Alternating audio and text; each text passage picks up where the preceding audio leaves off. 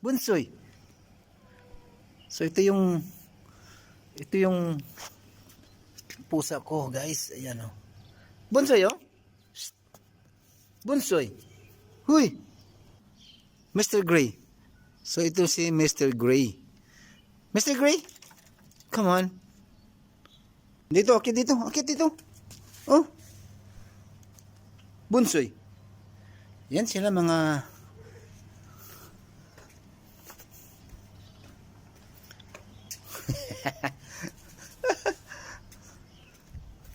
O dito, akit ka dito. Dali. Bilis.